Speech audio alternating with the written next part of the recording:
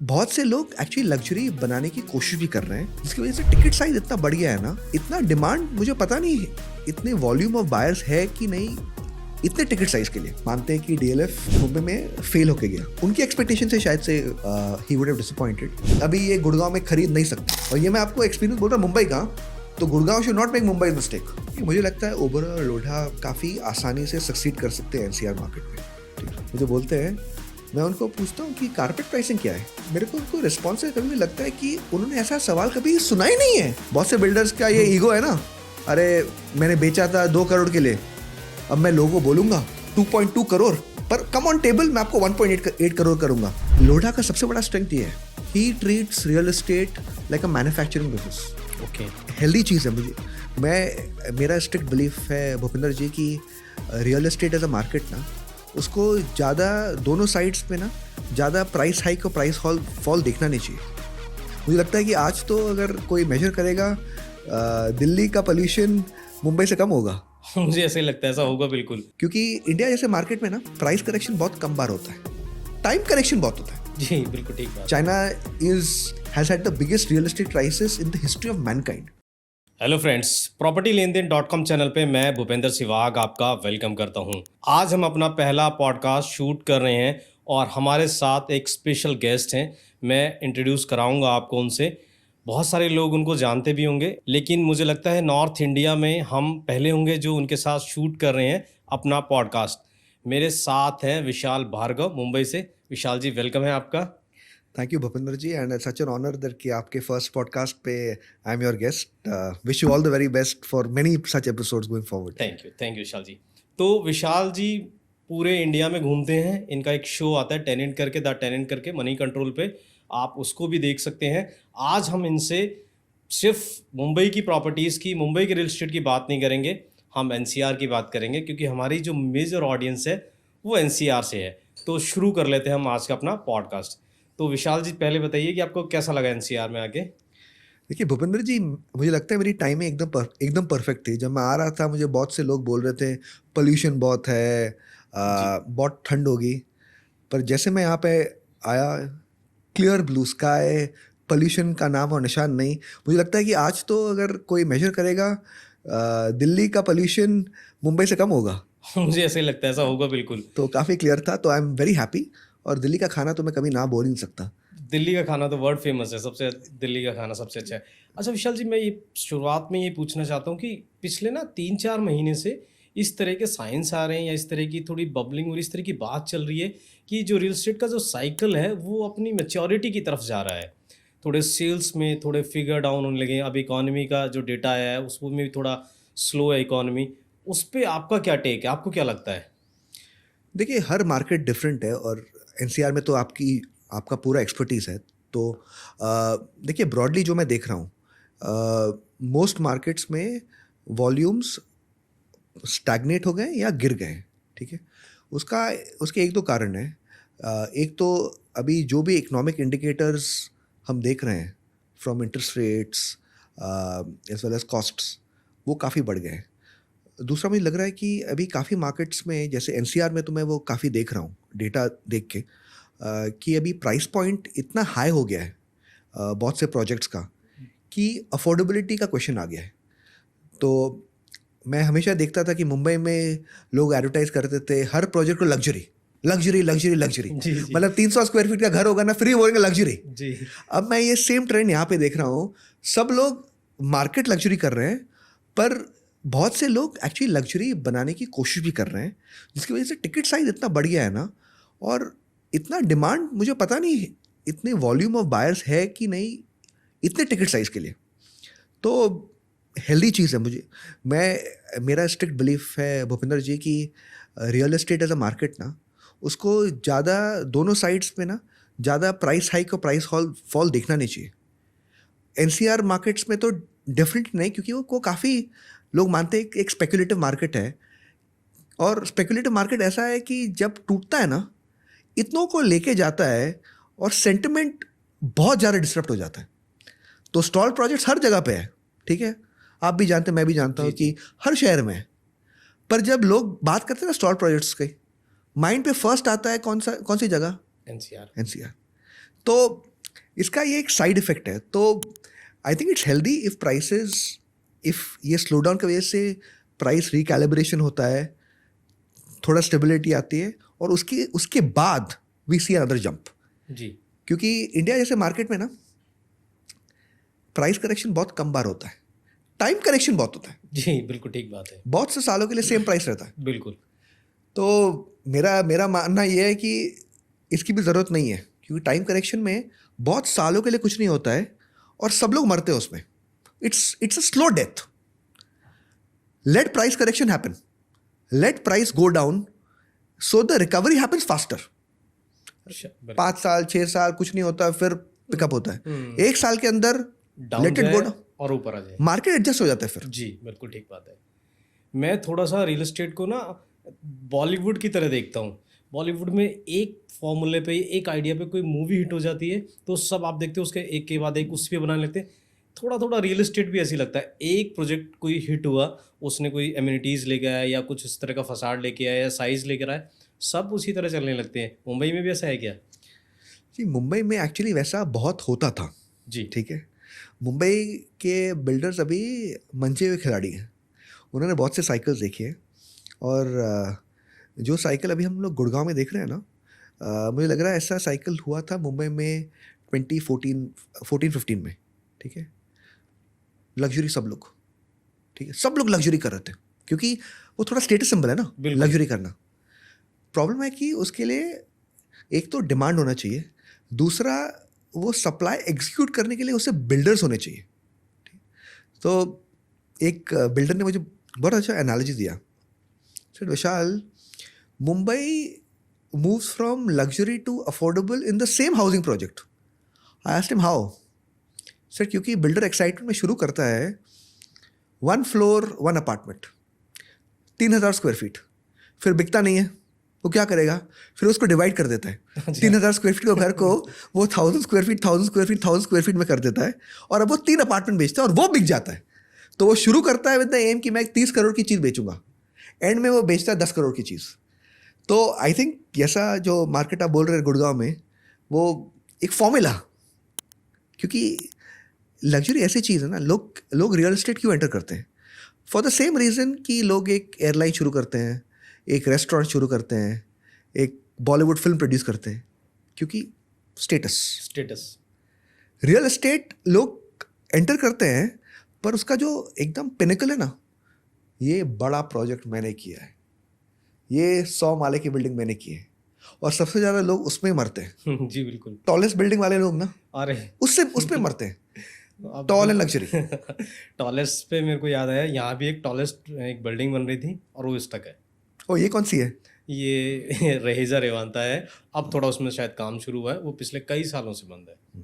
तो वो टॉलेस्ट थी यहाँ पे गुड़गांव में, और ये पूरे वर्ल्ड की कहानी है कि जहाँ भी टॉलेस्ट आएगा वो एक बार स्टक होगा. अच्छा, मैं आपसे ये पूछना चाहता हूँ कि इसको आप कैसे देखते हैं?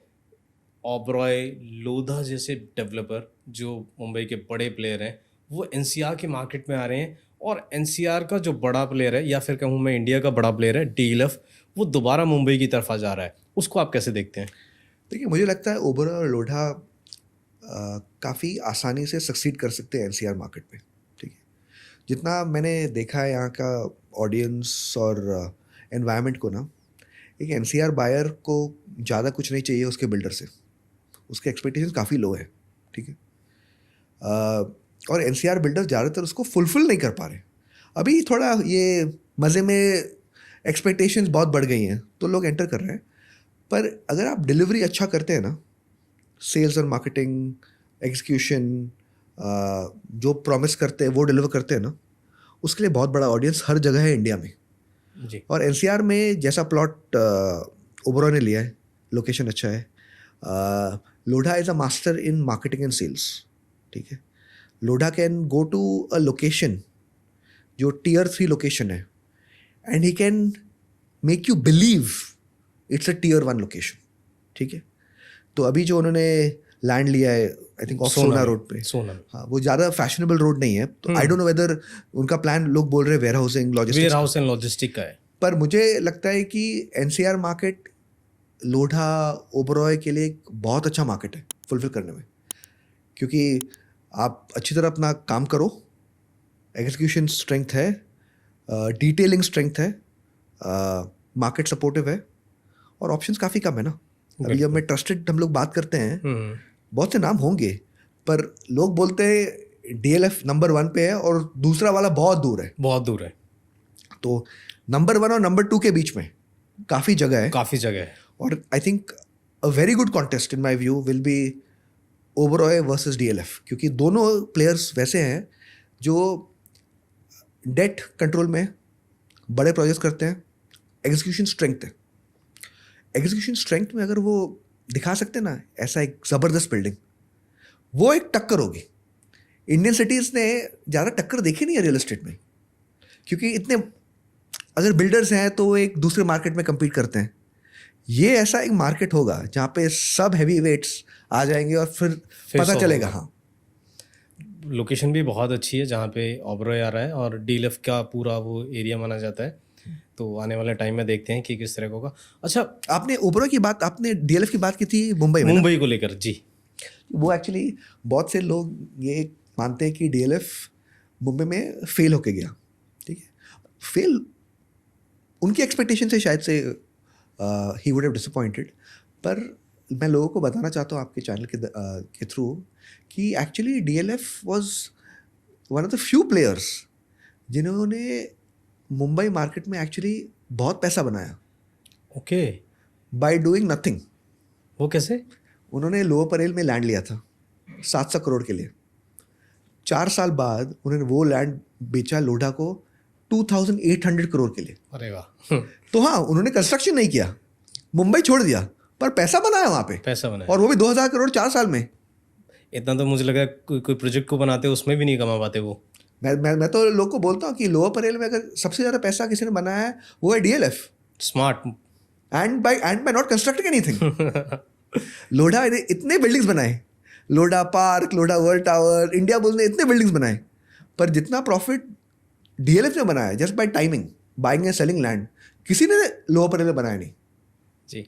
और एक चीज़ और मैं इस यहाँ आपसे थोड़ा सा जानना चाहता हूँ कि जब टॉप 7 सिटीज़ की बात होती है जिसके पैरामीटर को देख के इंडियन रियल एस्टेट के बारे में पता लगता है कि कैसा चल रहा है, तो एक टर्म यूज़ किया जाता है दिल्ली NCR। आपको भी पता होगा दिल्ली में तो प्रोजेक्ट्स है ही नहीं, दिल्ली में तो गिनती के 10 प्रोजेक्ट होंगे। तो वो दिल्ली जब जोड़ा जाता है तो NCR के जो लोग हैं वो थोड़ा हार्ट हो जाते हैं, और NCR में स्पेशली गुड़गांव के, क्योंकि NCR की जो मेजर मार्केट है वो गुड़गांव ही है। तो वो थोड़ा सा लोगों को लगता है, तो मुझे लगता है इसको ना, ये टर्मिनोलॉजी को थोड़ा करेक्शन करने की ज़रूरत है कि ये जो NCR, दिल्ली NCR कहा जाता है, इसको अलग करके देखा जाए तो जब मुझे लगता है ज़्यादा एक ठीक होगा। बिल्कुल सही बात, बिल्कुल सही बात। एक्चुअली मुझे लगता है कि अभी इतने बड़े मार्केट्स हो गए हैं ना, जैसे गुड़गांव आपने कहा, मुंबई में थाने, लोग बोलते हैं ना मुंबई मेट्रोपॉलिटन रीजन, MMR, उसमें 6-7 लोकेशंस हैं। मुंबई है, नवी मुंबई है, थाने है, पनवेल है।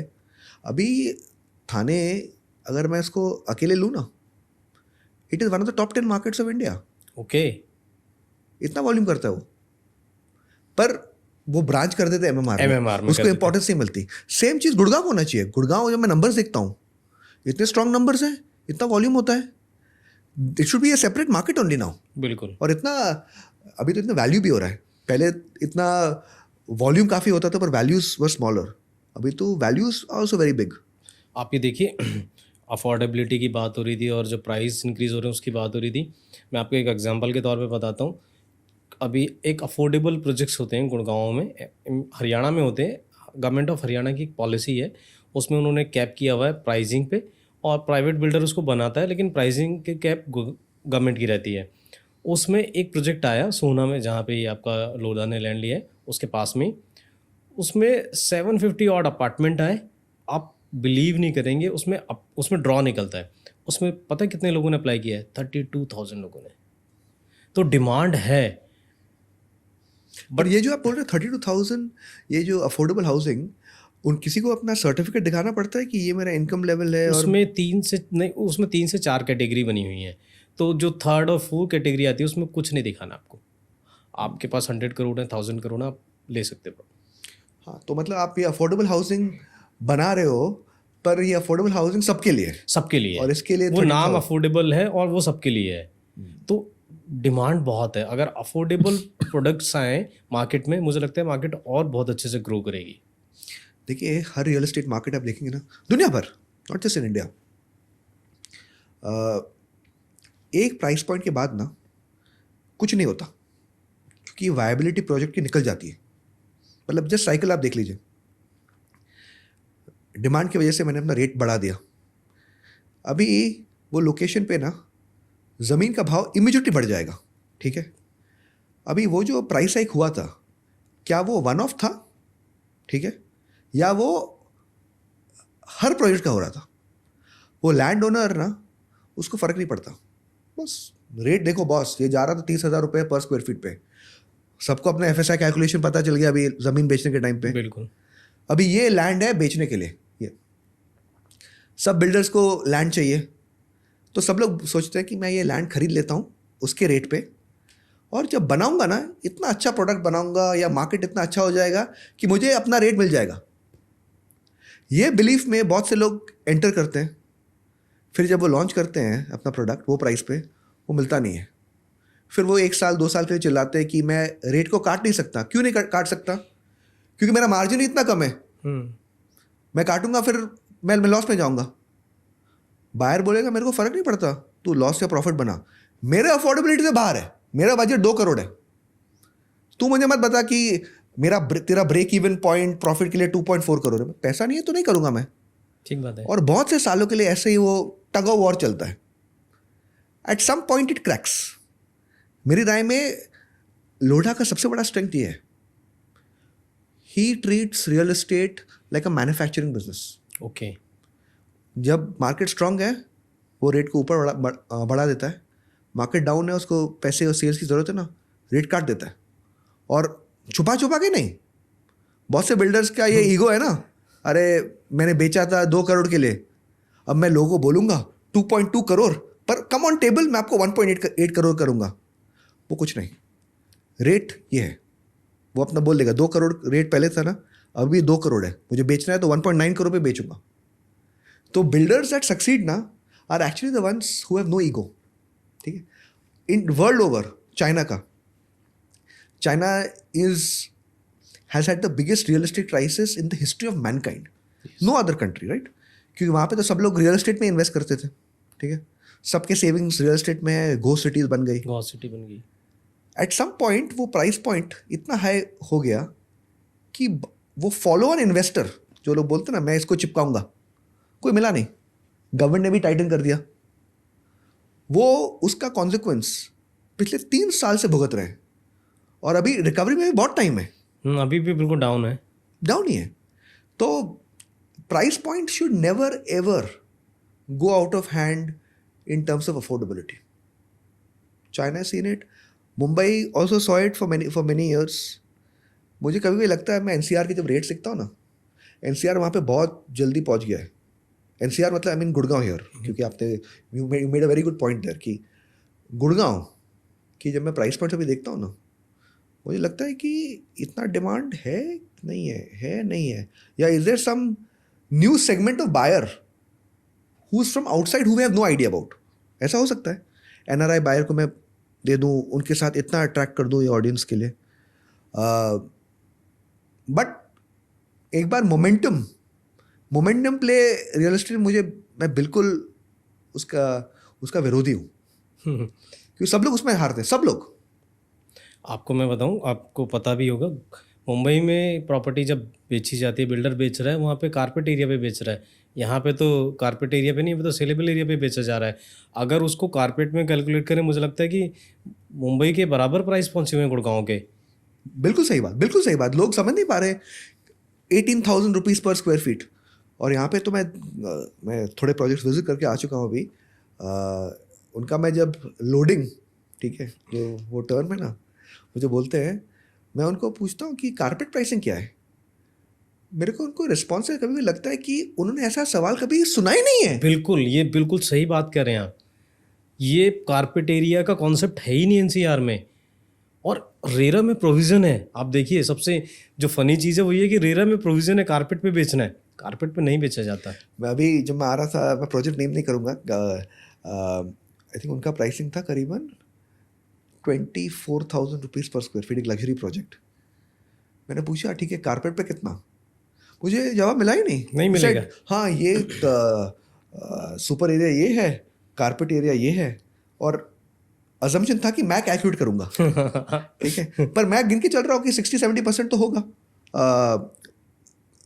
Saleable to carpet. ठीक है, अगर 24,000 ये है, मतलब गिन के चलिए 12,000 करीबन 13,000 तो और एडिशनल है, तो ₹37,000 पर स्क्वायर फीट हो गया। बिल्कुल बिल्कुल। मुझे अभी तक भूपेंद्र जी ये चीज़ समझ नहीं आई कि लोग ये सुपर बिल्टअप एरिया कैलकुलेट कैसे करते हैं जब प्लान फ्रोजन नहीं है। ठीक है, सुपर बिल्टअप एरिया का मतलब क्या है कि ये आपका एक प्लॉट है, आपने यहाँ पे डिसाइड किया 5 बिल्डिंग आएंगी और यहाँ पे ओपन एरिया है। ठीक है, क्या आप गारंटी दे रहे हैं बायर को कि ये प्लॉट में और कोई बिल्डिंग आएगी नहीं? क्योंकि अगर और एक बिल्डिंग आएगी, ठीक है, मतलब कॉमन एरिया कम हो जाएगा बिल्कुल और number of apartments will rise, that means my super area should reduce. बिल्कुल। ठीक है, मेरा 1,000 स्क्वायर फीट का घर था और मुझे 500 स्क्वायर फीट ओपन एरिया मिल रहा है पर अपार्टमेंट, करेक्ट? अगर मैं बोलूँ कि 5 बिल्डिंग के बदले 7 बिल्डिंग हो गई है, सडनली मेरा जो कॉमन एरिया है वो कम 500 स्क्वायर फीट से 300 हो जाना चाहिए ना, बिल्कुल क्योंकि कॉमन एरिया कम हो गया है, number of apartment region.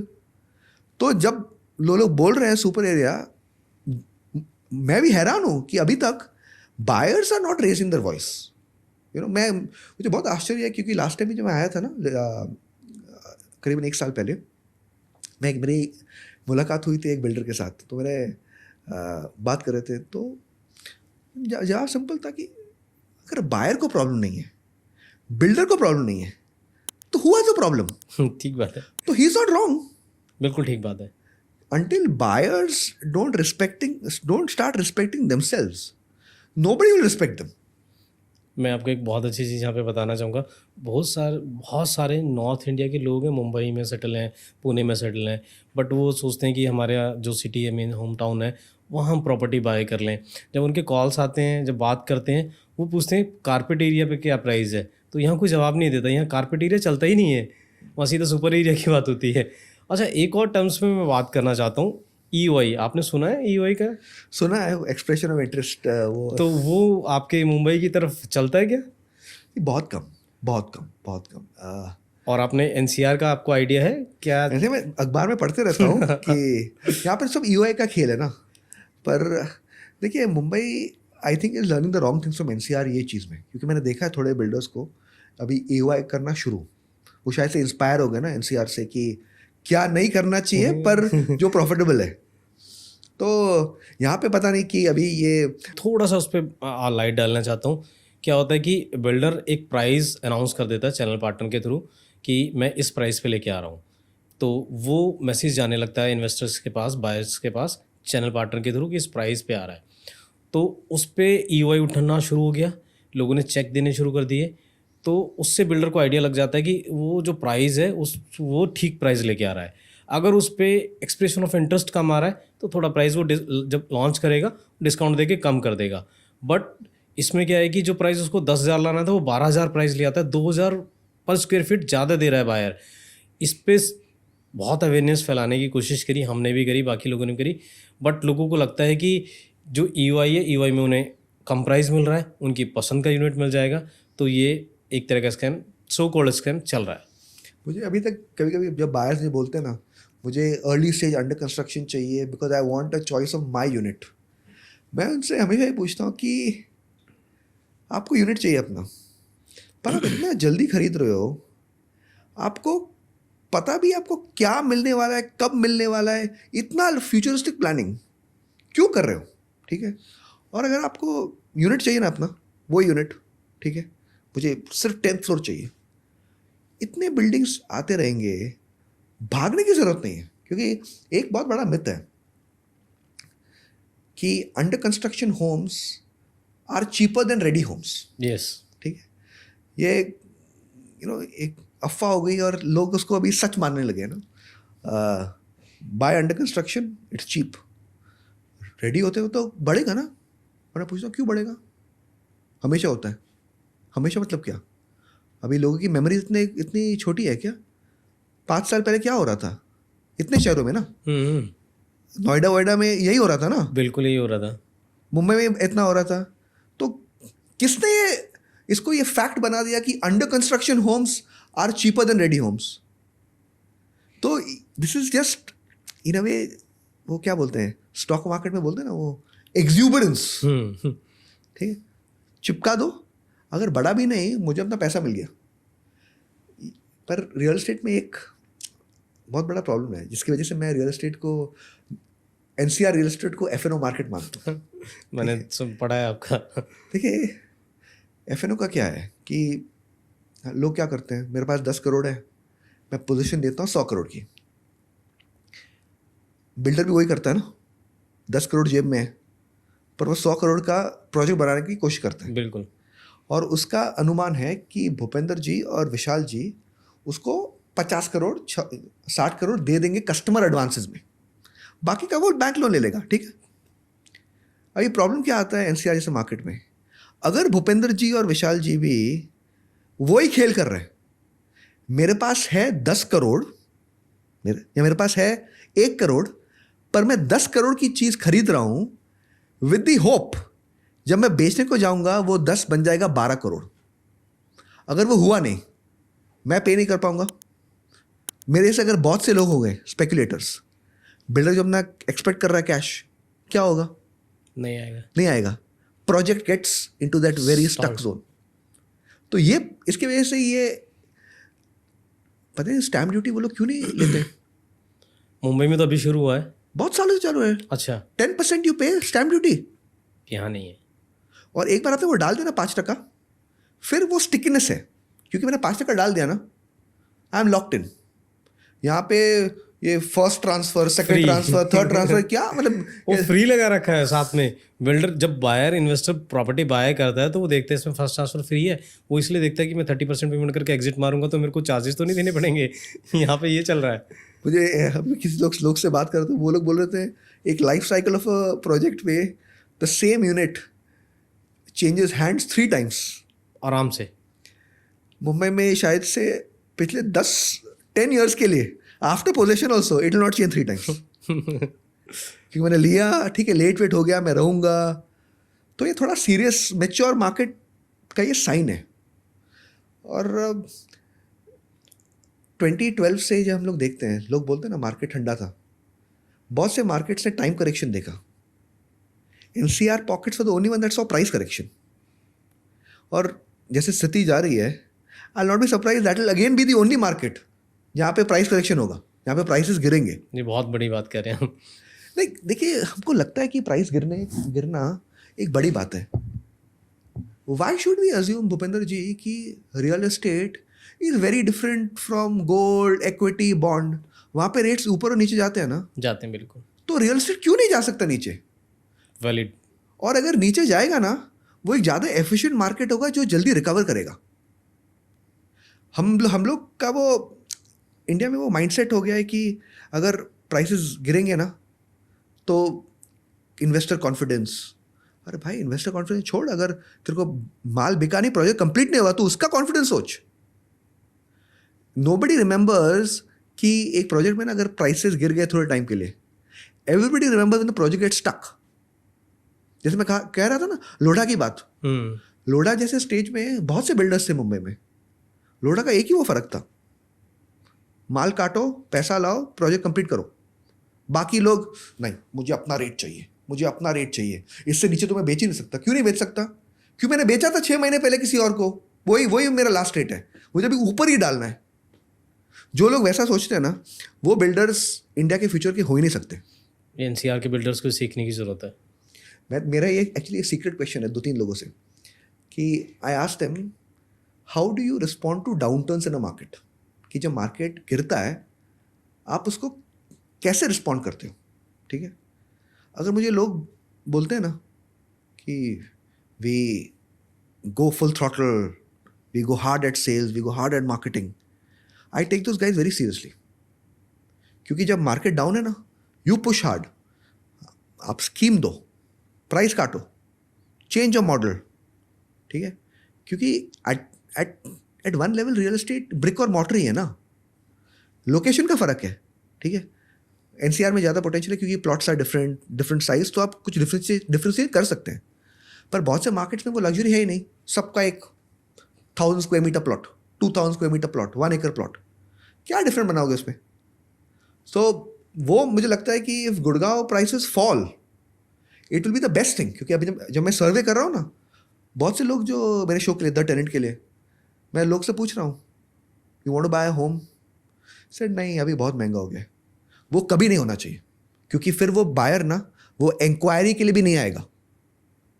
You are right. Conversion तो दूर की बात है, वो उसको लगेगा कि अरे अब प्राइस इतने बढ़ गए हैं ना, देखने की जरूरत भी नहीं है, बस फोन पे बोल देगा नहीं नहीं, वो आपको बोलेगा नहीं sir come on site we will work on price.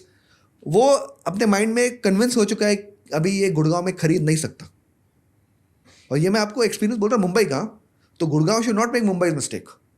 Mumbai के लोग कोविड तक बहुत से लोग गिव अप कर दिए थे कि हम प्रॉपर्टी बाय नहीं कर पाएंगे, कर ही नहीं पाएंगे, अभी रेंट पे रहना है।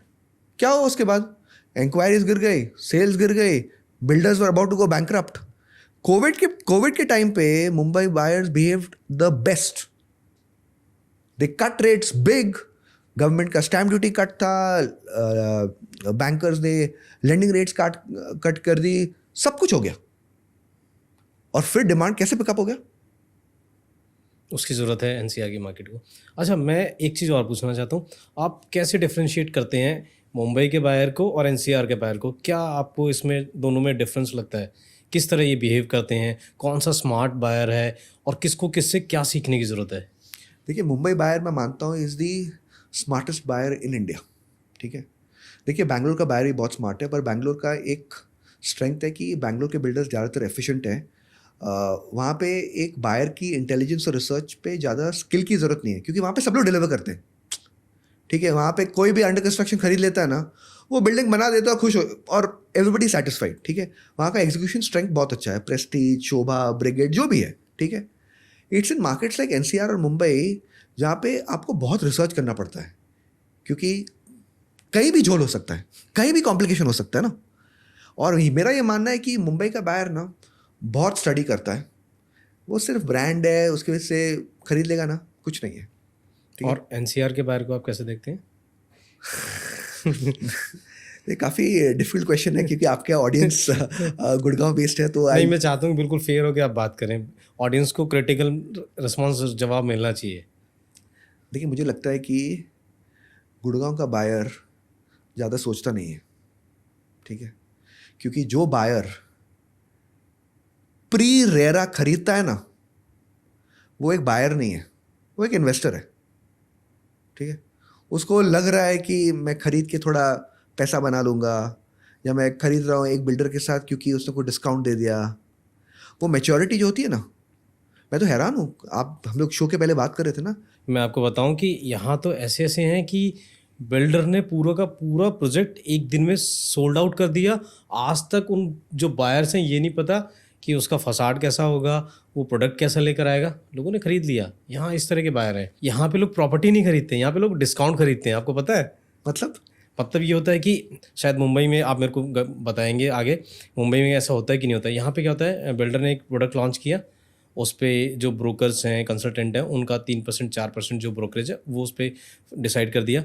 तो जब बायर्स प्रॉपर्टी बाय करने निकलता है, ये मैं प्री लॉन्च और न्यू लॉन्च की बात कर रहा हूँ, तो वो अलग अलग जो ब्रोकर्स हैं, कंसल्टेंट हैं, उनके पास जाता है, उनको कॉल करता है और उनसे पूछता है कि आपको जो ब्रोकरेज मिल रहा है उसमें से आप मेरे को कितना वापस करेंगे।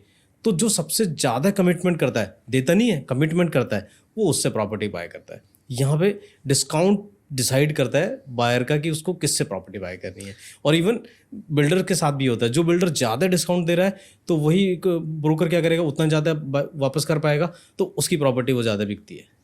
मेरा भूपेंद्र जी एक मानना है कि never ever buy the cheapest product in the market, never. क्योंकि the guy who selling the cheapest ना, वो इतना डेस्परेट हो गया है ना कि unless everything falls into place ना, वो बैंकरप्ट होने वाला है, प्रोजेक्ट स्टॉल होने वाला है, ठीक है। क्योंकि जो इंसान इतना रेट काट देता है ना, he has exhausted all his options at that point. उसको he should have cut rates earlier, उसने किया नहीं, अभी वो डेस्परेशन में कर रहा है। He is not a guy you want to be trusting your money with.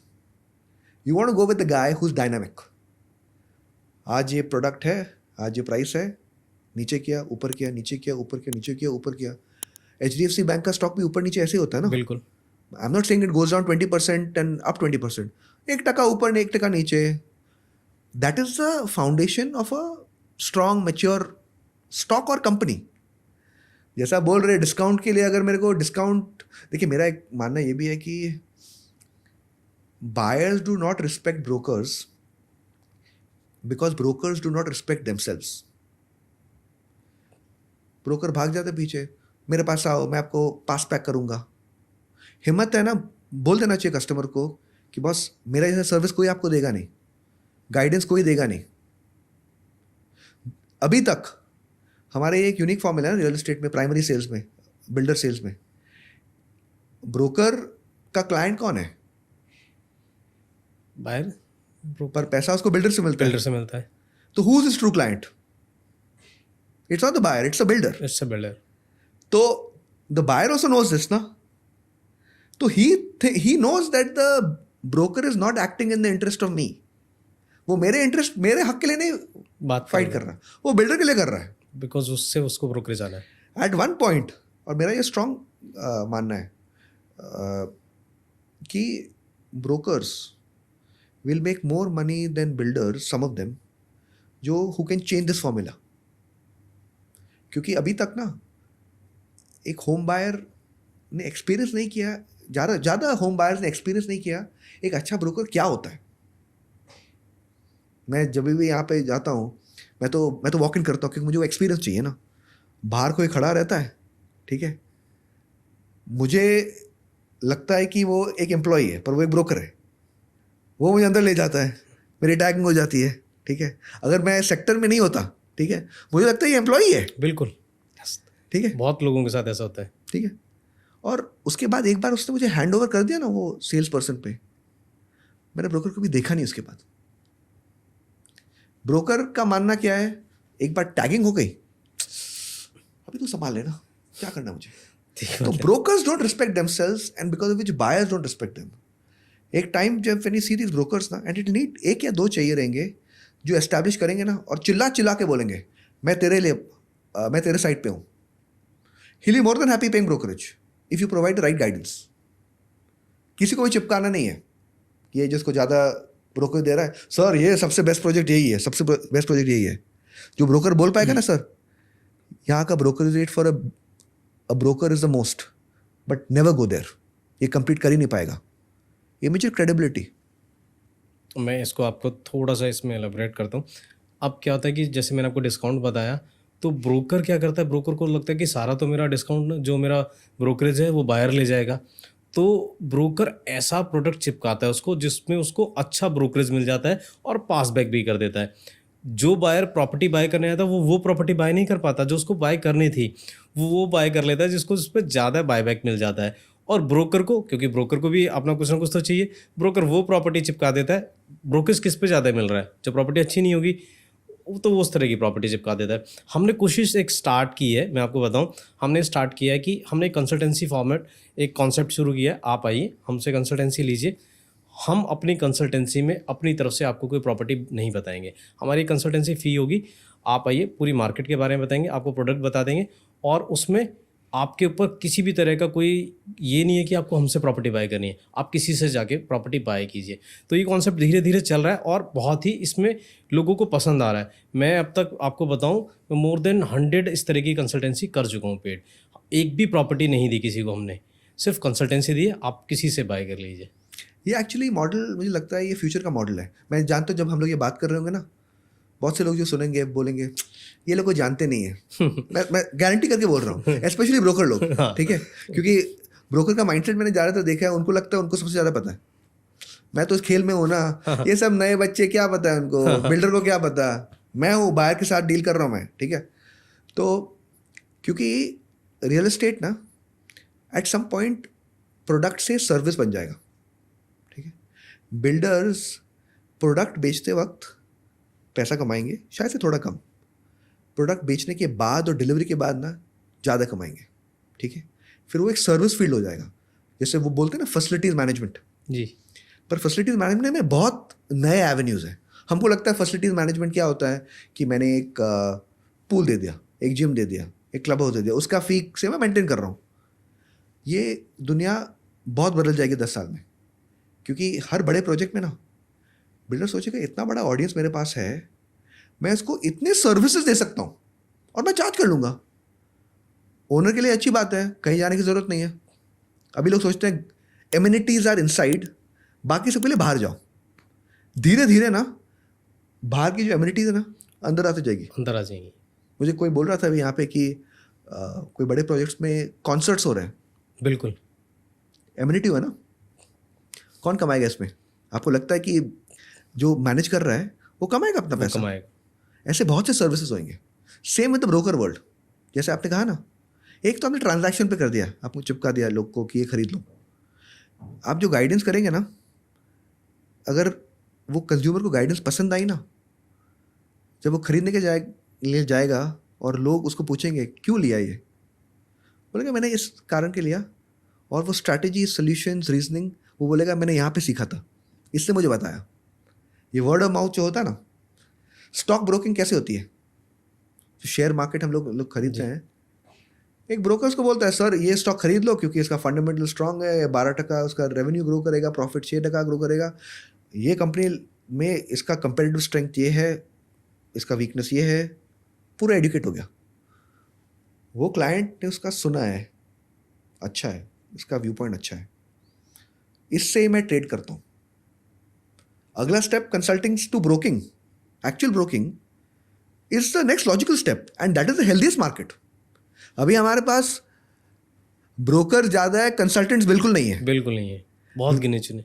We need a mix of both, a guy who is a consultant and a broker convert करने के लिए। Win win for everybody. जी, अब मैं buyers के perspective से पूछना चाहता हूँ, जब बायर्स प्रॉपर्टी बाय करने निकलता है तो बिल्डर को कैसे चूज़ करे? बिल्डर को ये देखिए कि वो लिस्टेड है, नॉन लिस्टेड है, या क्या पैरामीटर आप मानते हैं किसी बिल्डर को चूज़ करते हुए कि वो एक अच्छे बिल्डर के साथ जा रहा है? आपको क्या लगता है, क्या क्या चीज़ें उसको एक बायर को देखनी चाहिए? देखिए, रेरा प्रोजेक्ट रेरा सर्टिफाइड तो होना चाहिए, सब प्लानिंग आपको देखना है। देखिए 2-3 चीज़ें, एक तो आपको लिस्टेड अनलिस्टेड में ज़्यादा फ़र्क नहीं है इन माय व्यू, ठीक है? क्योंकि चोर बिल्डर भी लिस्ट हो सकता है, कोई बड़ी बात नहीं, और बहुत से हैं वैसे। बहुत वैलिड पॉइंट बात की आपने। ठीक है, आप डिफ्रेंसिएशन है between a credible builder and a builder who not credible. इसका एक ट्रैक रिकॉर्ड है, और ये ट्रैक रिकॉर्ड मेजर करना ना एक्चुअली बहुत आसान है। लोग को पता नहीं क्यों कॉम्प्लिकेट कर देते हैं। आपको उसके पिछले 3 या 4 प्रोजेक्ट है, वहाँ पे जाना है और उनके ओनर से बात करना है, ये प्रोजेक्ट कैसा है, लीकेजेस कैसे है। अगर कोई बायर ओनर आपको एंटरटेन नहीं कर रहा है, बस बोल दे ब्रोकर को कि मुझे यहाँ पे जाके फ्लैट देखना है रेंट के लिए या खरीदने के लिए, वो आपको लेके जाएगा। आप जाओगे फ्लैट, आप समझ जाओगे वॉल सब देख के, लॉबी देख के क्वालिटी कैसी है। आपको बस जाके देखना है वो प्रोजेक्ट, ठीक है? और देखने के तो बहुत जरिए हैं, तो it's go and see his past projects. दूसरा चीज़ नियत की, हमेशा 1 रुपया देने के पहले आपको अग्रीमेंट पढ़ना है, और एग्रीमेंट रेरा वेबसाइट पे है। डिफॉल्ट एग्रीमेंट हर बिल्डर का वहाँ पे है। 1 रुपया मत दीजिए बिल्डर को जब तक यू रेड द एग्रीमेंट, क्योंकि पैसा लेना बहुत मुश्किल है, वापस लेना बहुत मुश्किल है। तो आप अग्रीमेंट पढ़िए, और अग्रीमेंट पढ़ने में ना आपको समझ जाना चाहिए कि बिल्डर की नीयत क्या है, क्योंकि अग्रीमेंट में हमेशा कुछ ना कुछ क्लॉजेज होंगे ना जो आपको दिखाएंगे अरे ये क्यों ऐसा क्लॉज डाल रहा है, ये क्लॉज डालेगा तो ये कोशिश उसकी ऐसी है। तो अग्रीमेंट रीडिंग ना, मैं तो हमेशा वो पढ़ लेता हूँ। इससे मेरे को ना एक चीज़ याद आई। मैं कोई प्रॉपर्टी बाय कर रहा था और मैं किसी ब्रोकर के साथ था, तो जो बायर आया था वो एग्रीमेंट पढ़ने लगा, तो ब्रोकर ने कहा आप इसको पढ़ेंगे तो प्रॉपर्टी नहीं बाय कर पाएंगे, इसमें ऐसे क्लूज हैं, इसको मत पढ़िए, सीधा साइन कीजिए और प्रॉपर्टी बाय कीजिए। तो यहाँ पर वो बहुत गलत बात है, क्योंकि जब अटक जाएगा ना ब्रोकर उसके साइड पे नहीं होगा, ज़्यादातर हो सकते हैं, पर मुझे लगता है कि साइन करके जब अटक जाएगा तो फिर ब्रोकर लोग काफ़ी बार फ़ोन भी उठाते नहीं है ना। बिल्कुल, बहुत ज़्यादा होता है इस तरह का कि नहीं उठाते। एक चीज़ और मैं पूछना चाहता हूँ, यहाँ पे क्या होता है, मैं स्पेशली गुड़गांव की बात करूँ, रेरा पे हम थोड़ा सा बात कर लेते हैं। कोई प्रोजेक्ट को रेरा ने पास किया, अपना रेरा सर्टिफिकेट दिया, उसका लेआउट क्या है, जोनिंग प्लान क्या है उसका, वो सारी चीज़ें ना अपलोड होने में या उसको पब्लिक डोमेन में आने में 1-1 से 1.5 महीना लग जाता है, और इस 1 से 1.5 महीने में प्रोजेक्ट सोल्ड आउट हो जाता है। अब कई प्रोजेक्ट ऐसे हैं कि जिनका जो ज़ोनिंग प्लान है, जो मास्टर प्लान है, वो आया 1 से 1.5 महीने के बाद, और 1-1.5 महीने में प्रोजेक्ट पूरा का पूरा बिक गया। और उस प्रोजेक्ट का जो बिल्डर ने दिखाया, बिल्डर तो उसमें जो उसकी शॉर्टकमिंग्स है वो नहीं दिखाएगा। बाद में जब हम रेरा पे उन प्रोजेक्ट्स को चेक कर रहे हैं तो पता लग रहा है कि उसके अंदर से 12 मीटर का रास्ता निकल रहा है, कहीं से गैस पाइपलाइन निकल रही है। तो वो सारी चीज़ें अगर लोगों को पहले पता लग जाए तो लोग सोच समझ के खरीदेंगे। लेकिन यहाँ पे रेरा की वेबसाइट पे वो चीज़ें पता नहीं इंटेंशनली होता है या गवर्नमेंट का काम स्लो है, प्रोसेस ये स्लो है, वो 1 से 1.5 महीने के बाद अपलोड होता है। मुंबई में भी ऐसा होता है क्या? नहीं, नहीं, मुंबई का महारेरा बहुत ही स्ट्रांग है, बहुत स्ट्रांग है। मुझे उन इंडिया का अगर कोई रेरा इफेक्टिव है ना बड़े मार्केट्स में, वो महाराष्ट्र रेरा है। एग्री। बहुत प्रोएक्टिव है, बहुत डिसिप्लिन किया उन्होंने बिल्डर्स को, ठीक है। लूपहोल्स देखिए कोई भी निकाल सकता है, इवेंचुअली जिसको चोरी करना है ना वो रास्ता ढूंढ ही लेता है। आप कुछ भी उसके सामने क्लॉजेस डाल दोगे, ठीक है। तो जैसे आप कह रहे हैं, सब लेआउट, सब प्लान आपको देखना है, स्टडी करना है, तभी आपको घर लेना है। ये जो डिज़ायर पे लोग हैं ना, क्योंकि घर लेना इमोशनल चीज़ है, तो आप बिल्डर का जो पिच है ना, आप उसको मानना चाहते हो, आप दिल से मानना चाहते हो कि ये मुझे ऐसा घर देगा। आपका माइंड बोलेगा कि कैसे नहीं हो सकता, पर दिल बोलेगा अरे अगर हो गया तो, क्योंकि you want to believe that dream. But as emotional as you have to be while buying home ना, you have to be practical. क्योंकि अगर आप अंडर कंस्ट्रक्शन घर लेने वाले हो, आपको एक चीज़ याद रखना है, अगर प्रोजेक्ट अटका, यू हैव नो एस्केप, और आप कुछ नहीं कर पाओगे बिल्डर के साथ, क्योंकि अपना हमारा जुडिशरी सिस्टम इतना वीक है, केस चलते चलते बहुत टाइम चले जाएगा। अपना तो वैसे भी एक बड़ा प्रॉब्लम है पेमेंट्स का ना, कि अगर आप प्लिंथ तक पहुंच जाओगे, बिल्डिंग तक एज अ बिल्डर, आप कस्टमर से 45% ऑफ द अपार्टमेंट वैल्यू मांग सकते हो। बिल्कुल।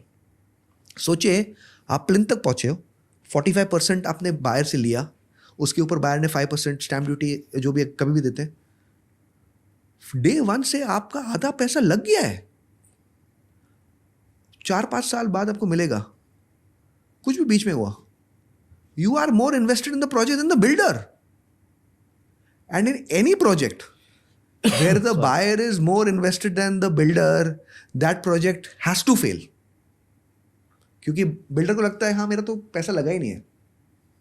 ऐसे बहुत एग्जांपल हैं गुड़गांव के मार्केट में। एक बहुत बड़ा प्लेयर है, नाम तो मैं उसका नहीं लूँगा, उसने एक प्रोजेक्ट लॉन्च किया और उसमें 10 टाइम उसमें यूआईज आ गए, और 400 ओड अपार्टमेंट थे और 4000 के आसपास उसमें यूआई है। फिर उसमें ड्रॉ से उसने वो दिया और उसमें मोर देन 70% इन्वेस्टर घुस गए, और सेम डे से उन्होंने उस प्रॉपर्टी को बेचने की कोशिश शुरू कर दी कि हम ड्रॉ में हमारा तो नंबर आया, जैसे लकी ड्रॉ निकलता है, और इसके 4000 लोगों ने भरा है, तो अब मान के चलो सीरियस लोग होंगे 1000 होंगे, तो 400 को मिला, 600 तो फिर भी रह गया, 600 बायर घूम रहे हैं यानी उस प्रॉपर्टी के लिए। तो पहले दिन से वो प्रॉपर्टी बिकने आ गई मार्केट में। यार आपने कहा 60-70% ना, इसमें 70% कह रहा हूँ। 70% अगर इन्वेस्टर एक प्रोजेक्ट में 70% इन्वेस्टर्स आर देयर ना, if you are end user, कभी खरीदना ही नहीं चाहिए। क्योंकि वो प्रोजेक्ट का जो मेंटेनेंस होगा ना, अगर मिल भी गया तो विल बी सब पार, क्यों वो वहाँ पे रह नहीं रहा ना। दुनिया भर में सबसे अच्छे प्रोजेक्ट्स वो हैं जहाँ which are dominated by end users. Investor projects are never the best projects world over, not just India. क्योंकि if I am end user, मैं उस प्रोजेक्ट का ज़्यादा ध्यान दूंगा ना। अगर मैं भाड़े पे दे रहा हूँ, मुझे क्या फ़र्क है कि ठीक है उसका लॉबी ठीक नहीं हो रहा, लाइट ठीक नहीं है, तो मेरा रेंट मिल रहा है। प्रोजेक्ट डेप्रिशिएट्स इन वैल्यू। तो मैं तो काफ़ी बार जब मुंबई में मुझे लोग बोलते हैं ना ये एक अच्छा इन्वेस्टमेंट अपॉर्चुनिटी है, मैं पूछता are you an investor? Said no, I am an end user. I said so don't say your investor, your end user. Said हाँ बट डिमांड वहाँ पे बहुत है, ऐसा बिक गया। ऐसे इन्वेस्टर बायर है? सेड हाँ थोड़े बहुत है, कभी मत जाओ, ठीक है। मुंबई में तो इन्वेस्टर्स बहुत ही कम है, ठीक है, रियल एस्टेट में। पर अगर 20-25% भी ऐसे इन्वेस्टर्स हैं ना, स्टीयर क्लियर। क्या रीज़न है मुंबई में कम है? देखिए मुंबई का क्राउड क्या है, आप अगर ब्रेक डाउन करेंगे हर मेजर सिटी का ना, साउथ इंडिया का क्या है प्रेफरेंस, गोल्ड। मुंबई का क्या है, एक्विटीज, स्टॉक मार्केट। नॉर्थ का क्या है, लैंड। गोवा में भी लैंड का भाव क्यों इतना बढ़ रहा है, नॉर्थ आपके वजह से। इंडियंस बिल्कुल। इतने लोग वहाँ पे जाते हैं, खरीदते हैं ज़मीन, और बहुत रेट बढ़ गया है, ठीक है। तो मुंबई का ऑडियंस ना, एक घर रहने के लिए, बाकी सब स्टॉक मार्केट में, कुछ बॉन्ड्स में, पीपीएफ, गोल्ड, जो भी है। यहाँ तो शो ऑफ है, प्रॉपर्टी बाय करना शो ऑफ का एक बड़ा स्टेटस सिंबल है यहाँ पे। मैं आज तक ये समझ नहीं पाया भूपेंद्र जी, एक प्रॉपर्टी स्टेटस सिंबल कैसे हो सकती है अगर वो कंप्लीट ही नहीं है। लोग बोलते हैं ना, आई टुक अ 4 BHK इन फलाना product, it get ready in 2029। हाँ तो मेरे को 2029 में बोल, अभी मत बोल। हाँ जब मिल जाएगा जब बोल। उसके पहले बोलने का क्या फ़ायदा है। तो ये स्टेटस सिंबल, जो लोग लैंड और रियल एस्टेट स्टेटस सिंबल के लिए खरीदते हैं ना, वो सबसे ज़्यादा बेवकूफ़ लोग हैं, सच में। और ये मैं साइकिल से देख चुका हूँ। मतलब मुंबई में भी एक टाइम पे ऐसा था, मैं ये नहीं बोल रहा, पर उसकी वजह से, स्टेटस की वजह से बोलना कि मैंने ये लिया है इन्वेस्टर के लिए, इन्वेस्टमेंट के लिए, क्यों भाई, फ्लैट अंडर कंस्ट्रक्शन है, बिल्डर का क्रेडिबिलिटी तेरे को पता नहीं है, कब मिलेगा, कैसे मिलेगा, जब अटक जाएगा सब लोग चुप बैठेंगे, हाँ? कोई बोलेगा नहीं, तब कोई नहीं बोलेगा कि मैंने एक प्रोजेक्ट लिया है रियल एस्टेट स्टेटस सिंबल के लिए। सेम जो लोग इतना चिल्लाते हैं ना, I booked a property there, मतलब मैं अगर एग्जाम्पल लूँ, I booked a property in golf course extension road, चिल्लाएंगे 2 साल के लिए, प्रोजेक्ट बंद हो गया ना, कुछ बोलेंगे नहीं फिर उसके बाद। क्योंकि लोग को एक्सेप्ट करना कि गलती हो गई या the bet that I took went wrong, कोई मानना नहीं चाहता।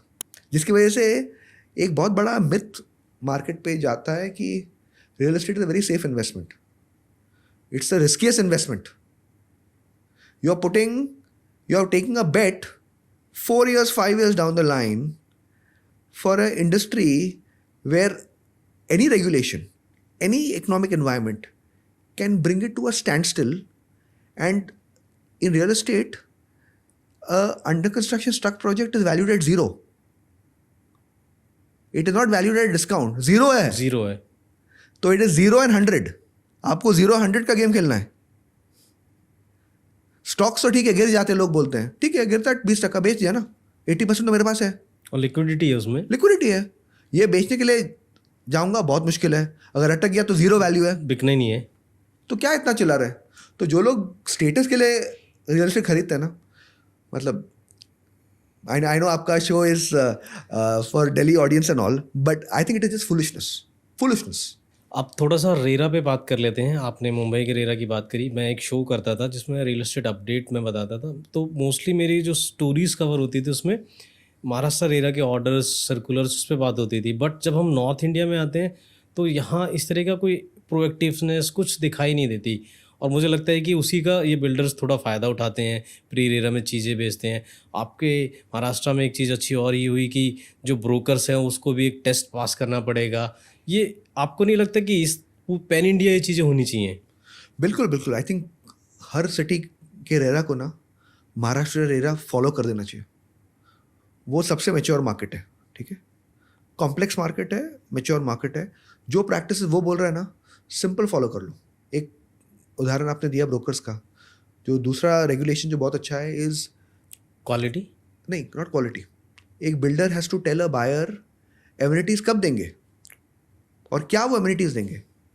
बहुत सालों के लिए वो फैशन बन गया था ना, आप जाओगे साइट पे, आप पूछोगे व्हाट एमिनिटीज़, और लोग का response, all the amenities are All the there, it has amenities. 62 amenities over 1 lakh square feet club club house. House, okay, 1 lakh square feet में क्या क्या है, टेनिस कोर्ट है नहीं, स्क्वॉश कोर्ट है हाँ। तो बट व्हेन यू से ऑल एमिनिटीज़, मैं तो, मेरा एक जोक हमेशा रहता है जब लोग बोलते हैं ना, sir we have all the amenities, oh lovely, मतलब आपके आपके आइस हॉकी भी है, ऐसे नहीं है, तो ऑल एमिनिटीज़ कैसे हुआ फिर। तो सिंपल, और ये कब तक आएगा, क्योंकि लोग खरीद रहे हैं घर के लिए और एमिनिटीज़ के लिए, पर आपका पेमेंट बिल्डर से लिंक्ड है सिर्फ अपार्टमेंट कंस्ट्रक्शन, एमिनिटीज तक नहीं है। इसके लिए बहुत से लोग को घर मिल जाता है 2024 में, एमिनिटी मिलती है 2030 में। बहुत सारे एग्जांपल हैं, एनसीआर में भी ऐसे बहुत एग्जांपल है। तो रेरा ने उस पर बोला है कि बायर को बोलना पड़ेगा कि ये कब एमिनिटीज आएंगे, क्योंकि अगर 50 एकड़ का प्लॉट है, बिल्डर बोलता है जब सब बिल्डिंग कंप्लीट हो जाएंगी तब मैं डालूंगा क्लब हाउस। अरे भाई, जो जिसने घर पहले बिल्डिंग में लिया वो रुकेगा 20 साल। तो ये सब जो चीज़ें हैं, I think pan India, all RERA should fall Maharashtra RERA. Maharashtra RERA is the best. अब थोड़ा सा एमेनिटीज़ की बात कर लेते हैं। आजकल जो बायर निकलता है प्रॉपर्टी बाय करने, वो एक बार को कंप्रोमाइज़ कर लेता है बेडरूम के साइज़ को लेकर, बट वो कंप्रोमाइज़ नहीं करना चाहता एमेनिटीज़ को लेके।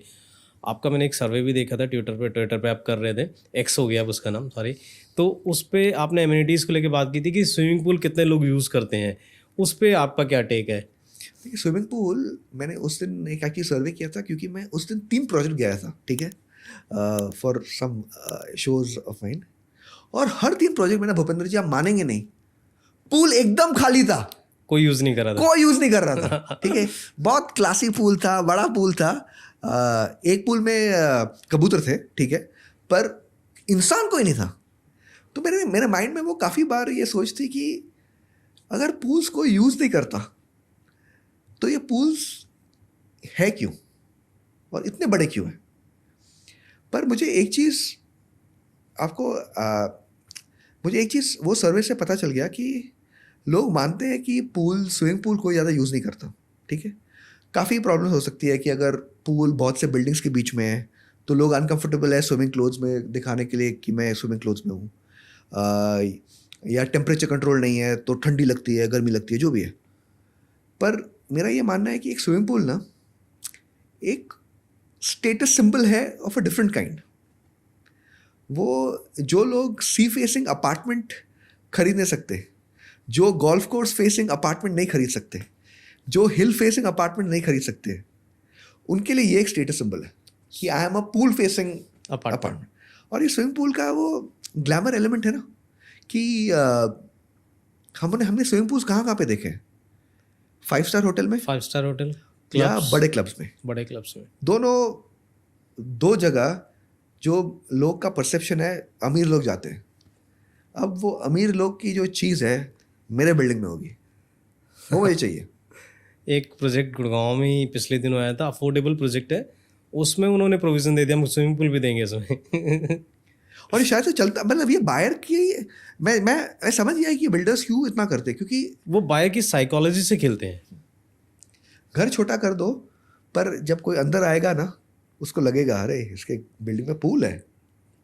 जिम तो हर जगह पे होता है, जिम तो हम लोग 200 स्क्वायर फीट जगह में भी जिम बना सकते हैं। पता नहीं मुंबई में ऐसा हो रहा है, नहीं हो रहा है, इस तरफ ऐसा हो रहा है गुड़गांव की तरफ। अब क्लब हाउस में सिगार रूम भी आने लगे हैं। मुंबई में ज़मीन की इतनी शॉर्टेज है, वो सिगार रूम कोई अफोर्ड नहीं कर पाएगा। बहुत ही महंगा सिगार रूम होगा वो। पर हाँ, वो सिगार रूम भी एक स्टेटस वाला है ना, क्योंकि जो सिगार स्मोक करते हैं वो एक बहुत नीश एक्सक्लूसिव क्राउड होते हैं, और वो बोलेंगे क्यूबन सिगार्स, यू नो। तो I can understand why it is. और अगर कोई मार्केट में वो चल सकता है, मुझे लगता है गुड़गांव टाइप मार्केट में वो चल सकता है। मुंबई में लोग बहुत प्रैक्टिकल हो गए हैं एक्चुअली। मुंबई सोचते हैं हाँ इसकी ज़रूरत है, नहीं ज़रूरत है, ये इसका फ़ायदा है, नहीं फ़ायदा है, तो वो लोग बहुत कम यहाँ से खेलते हैं, बहुत ज़्यादा यहाँ से खेलते हैं। इसके लिए अटकते भी थोड़ा कम है।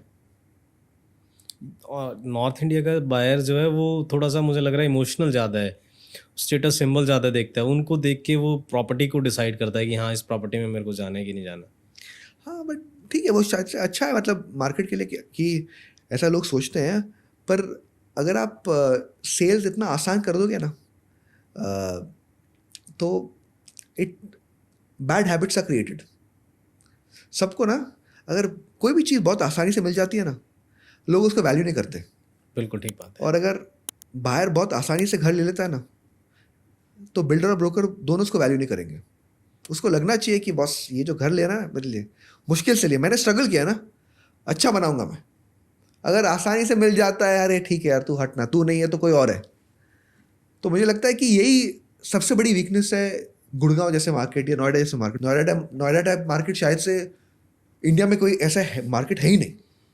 ठीक है। मैं जब CAG रिपोर्ट्स निकली थी ना 2021 में, पीक कोविड में, जब मैं देख रहा था वो डॉक्यूमेंट कर रहे थे कि क्या क्या झोल हुए थे, मैं तो हैरान था कि लोग ऐसा सोच भी सकते हैं। तो अच्छा दूसरे शहरों के बिल्डर ने ये डॉक्यूमेंट पढ़ा नहीं, उनको आइडियाज मिल जाते। और अमिताभ कांत जो कमेटी बनी थी आपने देखा होगा, उसमें ज़्यादातर जो स्टक प्रोजेक्ट है नोएडा के हैं, वही उस पर अब उसी कमेटी की जो रिकमेंडेशन थी उसको मान के थोड़ा काम होना शुरू हुआ है वहाँ पे, क्योंकि सबसे ज़्यादा स्टक वहीं पर है। आप इन्वेंट्री निकालो तो सबसे ज़्यादा स्टक की अब देखोगे तो आपको सबसे ज़्यादा नोएडा में दिखेगी। एक चीज़ और मैं थोड़ा सा इंटरेस्टिंग है बताना चाहता हूँ कि जब यहाँ पे रेट एस्केलेट करने लगे गुड़गांव की मार्केट में, तो इन्वेस्टर जो था उसको लगने लगा कि यहाँ पे मैं प्रॉफिट नहीं बना पाऊँगा, बुक नहीं कर पाऊँगा। तो उसने देखा कि हाँ, बगल में नोएडा की मार्केट है और वहाँ पर ये EOI वाला गेम हो सकता है और प्राइस भी ठीक मिल रहा है। तो जो EOI वाला कॉन्सेप्ट था वो सीधा का सीधा दिल्ली क्रॉस करके नोएडा पहुँच गया और वहाँ भी अब दबा के EOIs लग रहे हैं और उसमें बहुत बड़ा कंट्रीब्यूशन गुड़गांव का है। तो मैं कई बार कहता हूँ कि गुड़गांव का जो रियल एस्टेट मार्केट है वो नोएडा को भी हेल्प कर रहा है। हाँ, मतलब हेल्प शॉर्ट टर्म में कर रहा है, मगर शॉर्ट टर्म में कर रहा है। अगर लॉन्ग रन में ये पूरा पलट जाएगा ना, तो I hope Noida does not become what it was earlier. इतने सालों के बाद तो वो निकला थोड़ा धक्के खा के, और अगर ऑलरेडी EOI की वजह से it again goes in the wrong track, मतलब आई एम एक्चुअली डिसअपॉइंटेड, क्योंकि इतने धक्के खाने के बाद मुझे लगता था कि स्ट्रेट काम करना, उसके लिए बहुत पैसा है उसमें भी, स्ट्रेट काम करेंगे बहुत सालों के लिए पैसा बनाएंगे, पर नहीं, मेरे को 2 साल में ही सबसे ज़्यादा पैसा बनाना है और ख़त्म करना है। बिल्कुल। और एक बार अटक जाएगा ना, ये पूरा ये क्या बोलते हैं इसका, कैस्केडिंग इफेक्ट, मतलब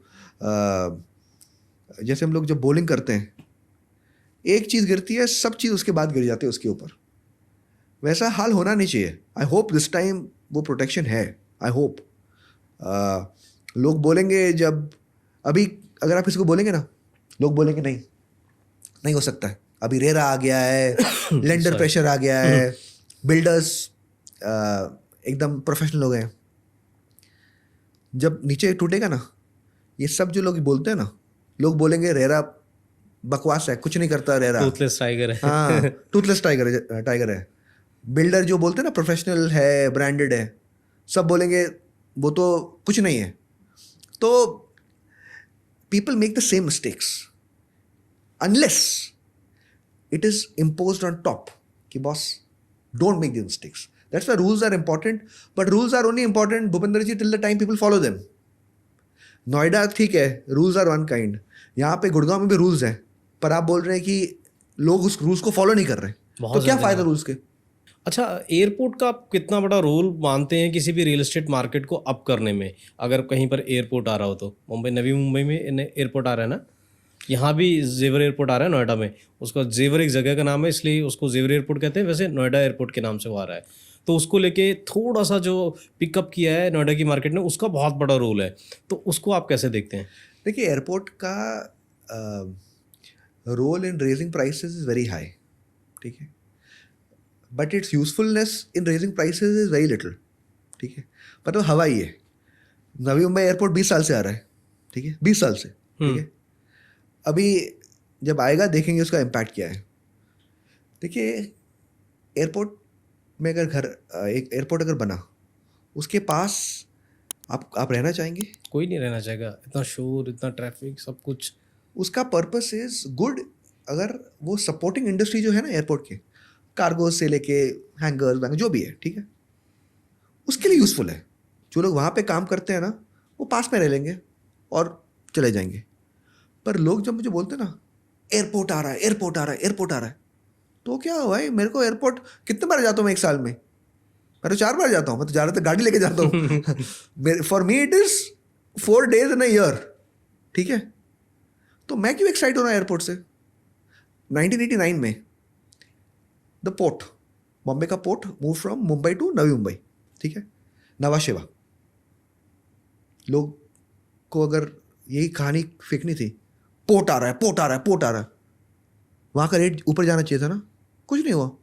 अच्छा, कुछ नहीं हुआ, क्योंकि जो लोग पोर्ट पे काम करते हैं, ठीक है, वहाँ पे कॉलोनी बन जाएगी, थोड़े लोग आएंगे, काम करेंगे, पर ऐसे नहीं है कि एयरपोर्ट आने से 5 लाख लोग को सडनली इंटरेस्ट आ जाएगा उसमें। जो लोग वहाँ पे काम करते हैं, ठीक है, वो सिक्योरिटी गार्ड वहाँ पे काम करता है, कार्गो हैंडलिंग काम करता है, ठीक है, उसके लिए काफ़ी है, बाकी कुछ नहीं है। ये भी जो एयरपोर्ट, सब लोग मेरे को ये स्टोरी एक्चुअली बोल रहे हैं, जेवर एयरपोर्ट। अभी मैं तो एयरपोर्ट्स बहुत से शहरों में ट्रैक कर रहा हूँ और मैं अभी समझ गया कि ज़्यादातर ये एयरपोर्ट की जो कहानी है ना, हवे की ही है, हवाबाजी है। हवाबाजी है, ठीक है। एयरपोर्ट आ रहा है, मैं तो पूछता क्या हुआ, तो एयरपोर्ट इतना बढ़ जाता है क्या, मैं नहीं जाता। तो हाँ, तो रेट्स मैंने सुना है काफ़ी बढ़ गए हैं उसके वजह से। काफ़ी रेट इंक्रीज हो गए हैं। मैं एक लास्ट और सवाल, सेकंड लास्ट या लास्ट मेरा ये क्वेश्चन होगा, आपसे पूछता हूँ, इंफ्रास्ट्रक्चर को आप कैसे देखते हैं? जब गुड़गांव की बात होती है, नोएडा से उसको कंपेयर करते हैं या दूसरी सिटीज़ से कंपेयर करते हैं, तो इंफ्रास्ट्रक्चर बहुत पुअर है। मेरे को ये कहने में कोई भी बुराई नहीं लगती है, गुड़गांव का इंफ्रास्ट्रक्चर बहुत पुअर है और प्राइस आपको पता है मुंबई को टच कर रहे हैं।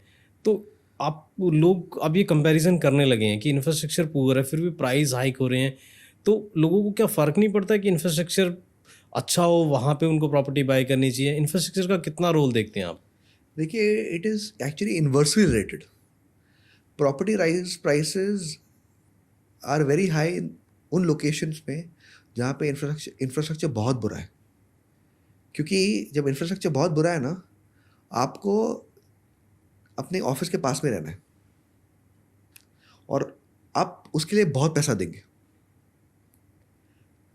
जब इंफ्रास्ट्रक्चर बहुत अच्छा है ना, मेट्रो है, हाईवेज है, रेल है, कोई प्रॉब्लम नहीं होना चाहिए ना, मैं दूर जाके रह लूँगा, 30 किलोमीटर ट्रैवल कर लूँगा, ठीक है, और आ जाऊँगा अपने ऑफिस। मुझे यहाँ पे घर खरीदने की ज़रूरत नहीं है, मैं 30 किलोमीटर आगे खरीद लूँगा, यहाँ का डिमांड कम हो जाएगा, वहाँ का डिमांड बढ़ जाएगा। तो it is a very unique thing. बहुत इंटरेस्टिंग चीज़ बताई आपने ये, कि इंफ्रास्ट्रक्चर अगर वीक है, it is the best thing for builders. Okay. Prices go up, हर जगह आप देख लो, ठीक है। दिल्ली का मेन मार्केट सेट है देयर, ठीक है, कनॉट प्लेस दिल्ली में, मुंबई में नरीमन पॉइंट, क्यों इतने ऊपर थे? सब इकोनॉमिक एक्टिविटी वहाँ पे ही था, ठीक है, और सबको उसके पास में ही रहना था, सबको उसके पास में रहना था। तो यहाँ के जो रेट्स है ना एकदम पास में, they were touching the rates almost to New York. Suddenly economic centres Nariman Point से थोड़ा लोअर परेल, बैंडाकुल्ला कॉम्प्लेक्स, अंधेरी सब शिफ्ट हो गए। यहाँ का डिमांड नीचे गया, बाकी सबका ऊपर बढ़ गया, रेट्स थोड़े नॉर्मलाइज हर जगह पे होने लगे। एक टाइम पे ऐसा था भूपेंद्र जी की रेट साउथ मुंबई के ना were minimum 3 times of any other market of Mumbai. Okay. अभी आप जाओगे ना साउथ मुंबई के some markets will be equal to the last suburb of Mumbai, हाँ। क्योंकि जो एंडिंग लोकेशन में रहता है, सोचिए बोरिवली, वो बोरिवली 20 साल से रह रहा है, अभी उसके पैसा कमा लिया है, वो आके मलाबार हिल में रहेगा नहीं, वो बोलेगा मेरी फैमिली यहाँ पे, सोशल सर्कल यहाँ पे, बच्चे का स्कूल यहाँ पे, मुझे बोरिवली में ही चाहिए, मुझे यहाँ का सबसे महंगा प्रोजेक्ट मैं दे दूंगा, पर मैं जाऊंगा नहीं मलाबार हिल। क्यों मैं जाऊँ मलाबार हिल? दोस्त है वहाँ पे नहीं, बच्चे का स्कूल है यहाँ पे नहीं, मेरा कंफर्ट यहाँ पे नहीं। तो इट्स वेरी इंपॉर्टेंट कि काफ़ी बार लोग बोलते ना, हाउ कैन यू पे 10 करोड़ ये इतने पुअर इंफ्रास्ट्रक्चर के लिए आजकल सोशल मीडिया पे बड़ा चल रहा है ये। You can pay 10 crore because of that poor infrastructure. Interesting point है, बहुत इंटरेस्टिंग। तो that is the thing in every city. एक चीज, मैं एक एग्जांपल आपको देना चाहता हूँ। सबसे महंगा मार्केट आप बोलेंगे, पूछेंगे ना दुनिया भर में, पता है कौन सा है? कौन सा? डेमास्कस, सीरिया में। ओके।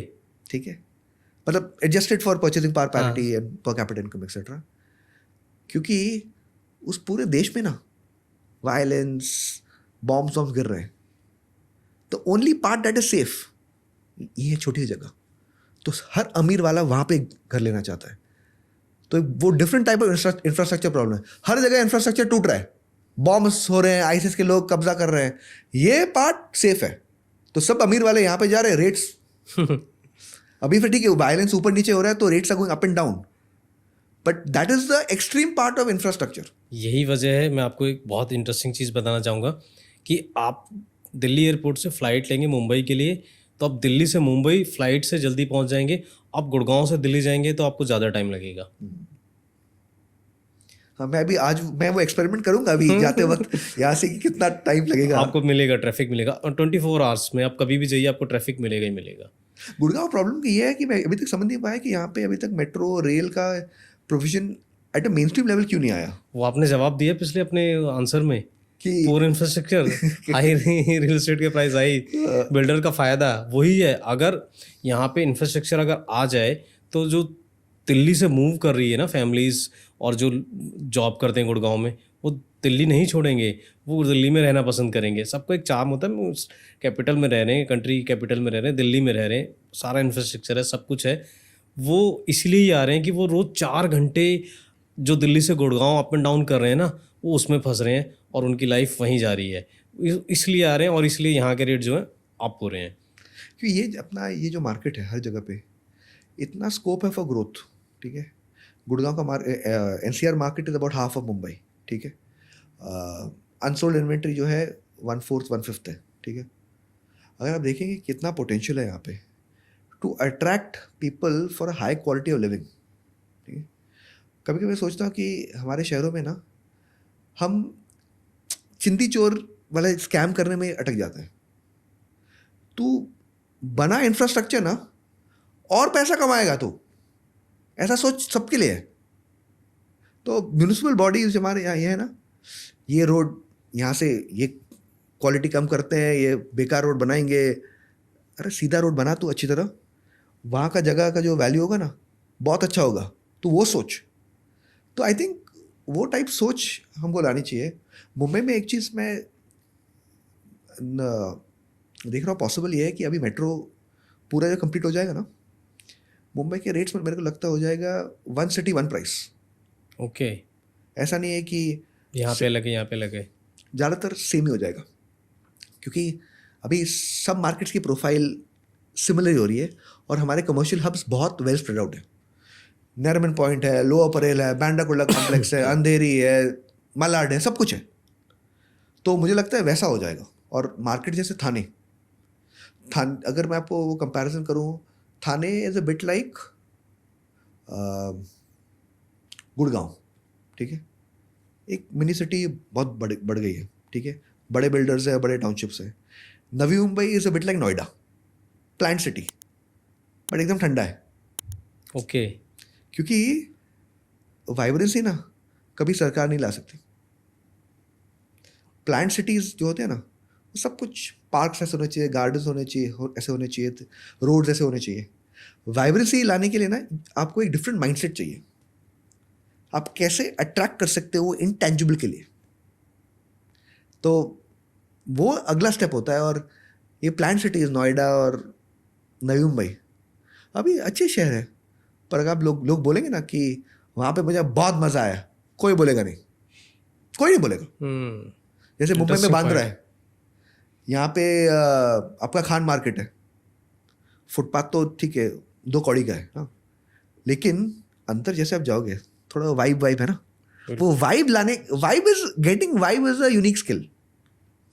और जो शहर और लोकेशन वाइब ले आता है ना उसका एक बहुत बड़ा कंपेरेटिव एडवांटेज है, क्योंकि वाइब कोई खरीद नहीं सकता, वाइब को क्रिएट करना पड़ता है। यही डिफरेंस है गुड़गांव और नोएडा की मार्केट में, यही डिफरेंस है। और इसलिए प्राइसेस का ये डिफरेंस है, वो मुझे लगता है शायद कभी बीट भी नहीं हो पाएगा।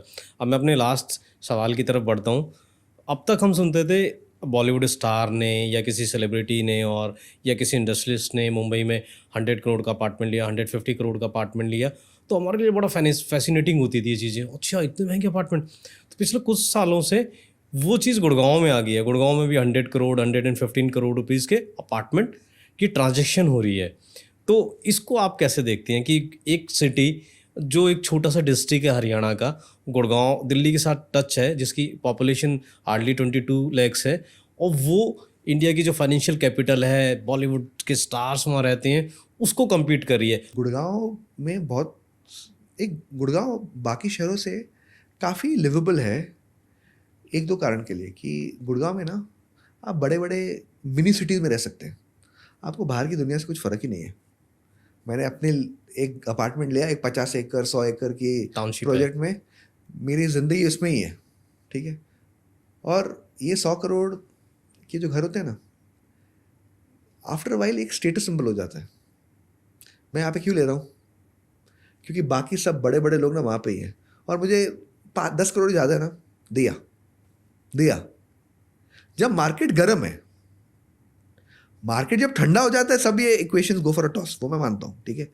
मैंने देखा है आपके यहाँ पे DLF कैमेलियाज में जो है काफ़ी बड़े बड़े स्टार्टअप वाले फाउंडर्स ने लिया है, बिल्कुल। क्योंकि एक टाइम पे इतना ज़्यादा पैसा मिल गया है, आपको घर खरीदना है, आप उस पर डाल देते हो, सब कुछ इसमें डाल देते हो, ठीक है। मुझे ये लगता है कि 100 करोड़ के ट्रांजैक्शन अभी बहुत होंगे, बहुत होंगे। गुड़गांव में एक प्रोजेक्ट ही आ रहा है, DLF का ही आ रहा है। उस जो मीडिया में रिपोर्ट्स हैं उसमें यही है कि 100 करोड़ से उसमें स्टार्टिंग कर रहे हैं, वो कैमेलिया से भी फा लग्जरी और कॉस्टलिस्ट होगा। देखिए 100 करोड़ की मुझे वो प्रॉब्लम नहीं है कि होंगे, कितने होंगे, क्या स्पीड पे होंगे। आप ये प्रोजेक्ट कर सकते हो अगर आपके पास डेट ज़्यादा नहीं है, तो मीटर चालू रहता है। इसे अगर आप देखेंगे ना, 100 करोड़ के घर कौन बेच पा रहा है? DLF मुंबई में ओबरॉय, दोनों के पास डेट का ज़्यादा इशू नहीं है कुछ, दोनों के पास बहुत सी ज़मीन है, खेल रहे हैं, कुछ जल्दी नहीं है कर्जा देने के लिए। तीसरा है लोढ़ा, ठीक है। ये जा रहे हैं वो लोकेशंस में जहाँ पे कोई कंस्ट्रक्शन पहले हुआ ही नहीं था। जैसे आपने सुन, लोढ़ा मलाबार एक प्रोजेक्ट है, मलाबार हिल में ऐसा प्रोजेक्ट पिछले शायद से 15 साल से, 20 साल से, शायद से 30 साल से कभी कोई आया ही नहीं ऐसा प्रोजेक्ट। सी फेसिंग, ठीक है, not a slum redevelopment project, only luxury. तो ऐसे प्रोजेक्ट जो है ना जिसमें कोई कॉम्प्रोमाइज़ नहीं है, वो 100 करोड़, 120, 200 करोड़ के भी घर बिक सकते हैं।